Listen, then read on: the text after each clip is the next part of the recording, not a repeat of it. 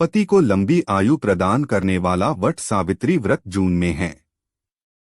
इस व्रत में बरगद के नीचे सावित्री और सत्यवान की कथा जरूर सुननी पड़नी चाहिए, इसके बिना व्रत अधूरा होता है। वट सावित्री का व्रत हर सुहागिन के लिए बहुत खास माना गया है। मान्यता है कि इस व्रत के फल स्वरूप पति को दीर्घायु का वरदान मिलता है। कहते हैं कि ये सौभाग्यदायक व्रत इतना शक्तिशाली है कि एक समय यमराज भी अपना निर्णय बदलने में मजबूर हो गए थे और सावित्री का पति सत्यवान पुनर्जीवित कर दिया था। इस साल वट सावित्री अमावस्या 6 जून को है, तो वहीं वट सावित्री पूर्णिमा व्रत 21 जून 2024 को है। वट सावित्री व्रत में बरगद के पेड़ के नीचे कथा का श्रवण जरूर करना चाहिए, तभी ये फलित होता है। वट सावित्री व्रत कथा। पौराणिक कथा के अनुसार मद्र देश में अश्वपति नाम का एक राजा था, जो तमाम सुख धन से सुशोभित था, लेकिन संतान नहीं होने के कारण अक्सर वो परेशान रहता था। एक बार राजा अश्वपति ने पूजा मंत्र जाप से देवी सावित्री को प्रसन्न कर लिया। राजा ने देवी से संतान प्राप्ति का वर मांगा।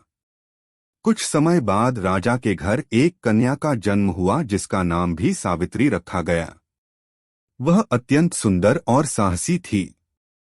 जब सावित्री के विवाह योग्य हो गई तो पिता राजा अश्वपति ने उससे स्वयं अपना वर चुनने को कहा।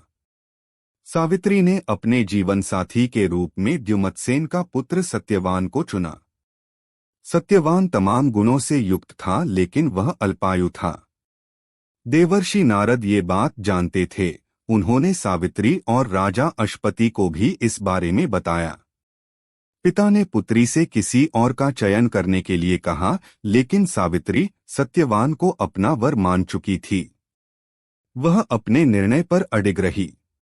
सर्वसम्मति से दोनों का विवाह हो गया। निकट थी सत्यवान की मृत्यु। सावित्री खुश थी, लेकिन उसके मन में अभी भी देवर्षि नारद द्वारा कहे वचन गुंजायमान हो रहे थे, इसीलिए उसने वट सावित्री व्रत करने का संकल्प लिया। एक दिन सत्यवान वन की ओर जाने लगा, तब सावित्री ने कहा कि वह भी उनके साथ चलेगी। पति की मृत्यु का समय निकट था। दोनों साथ जंगल की ओर चले गए। परम पतिव्रता महास्ती सावित्री वट वृक्ष के मूल में बैठी हुई थी। उसी समय लकड़ी का भार उठाते हुए सत्यवान के मस्तक में पीड़ा होने लगी। यमराज के पीछे पीछे चली सावित्री। सावित्री सत्यवान की मृत्यु के समय से अवगत थी। उसे यह ज्ञात हो गया था कि काल का आगमन हो गया है। यमराज के दूत सत्यवान की देह को लेकर जाने लगे, तब पति की मृत्यु से व्याकुल सावित्री भी यम के पीछे पीछे चल लगी। तब यमराज बोले, हे नारी, आपने अपने धर्म का पालन किया, लेकिन अब आप लौट जाएं। इस पर सावित्री ने कहा, जहां तक मेरे पति जाएंगे वहां तक मुझे जाना चाहिए। यही सनातन सत्य है। सावित्री ने मांगे यमराज से 3 वरदान। यमराज सावित्री की वाणी सुनकर प्रसन्न हुए और उनसे 3 वर मांगने को कहा। यमराज की बात का उत्तर देते हुए सावित्री ने कहा, मेरे सास-ससुर अंधे हैं, उन्हें नेत्र ज्योति दें, उनका खोया राज्य दोबारा लौटा दें। तीसरे वर में सावित्री ने मांगा कि वह सत्यवान के 100 पुत्रों की मां बनना चाहती हैं। यमराज ने तथास्तु कह दिया और सत्यवान के प्राण लौटा दिए। बाकी वरदान भी पूरे हुए। वट सावित्री पर बरगद का पेड़ न मिलने पर ऐसे करें पूजा, होगी पूर्ण फल की प्राप्ति।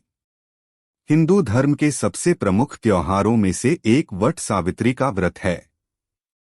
इस दिन का सुहागन महिलाओं के बीच बड़ा महत्व है। इस बार यह व्रत 6 जून 2024 दिन गुरुवार को रखा जाएगा। धार्मिक मान्यताओं के अनुसार इस शुभ अवसर पर सुहागिन महिलाएं वट वृक्ष की पूजा करती हैं और व्रत रखती हैं। वट वृक्ष न मिलने पर करें ऐसे पूजा। वट सावित्री वाले दिन वट वृक्ष की पूजा के बिना व्रत पूर्ण नहीं माना जाता है। कई बार कुछ लोगों को यह वृक्ष मिलने में समस्या आती है। ऐसे में अगर आपको भी बरगद का पेड़ नहीं मिल पा रहा है तो आप पहले से ही उसकी छोटी डाली या टहनी कहीं से काट कर मंगवा लें या फिर स्वयं लेते आएं। इसके पश्चात विधि अनुसार उसकी पूजा करें। साथ ही सभी पूजा नियमों का पालन करें। ऐसा करने से आपकी पूजा पूर्ण मानी जाएगी। इसके साथ ही पूजा का पूरा फल भी प्राप्त होगा। बरगद के पेड़ पर चढ़ाएं ये चीजें, पति की उम्र होगी लंबी, दाम्पत्य जीवन रहेगा सुखी। वट वृक्ष पर चढ़ाएं ये चीजें। वट सावित्री व्रत के दिन बरगद के पेड़ पर गाय का शुद्ध दूध जल में मिलाकर चढ़ाना चाहिए। ऐसा करने से सभी इच्छाओं की पूर्ति होती है।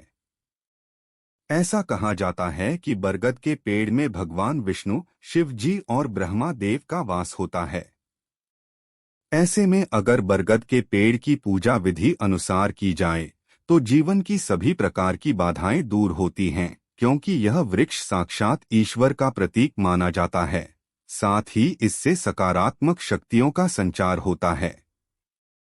ऐसे में कोशिश करें, अगर आप व्रत न भी कर रहे हैं तो आपको वट वृक्ष की पूजा जरूर करनी चाहिए।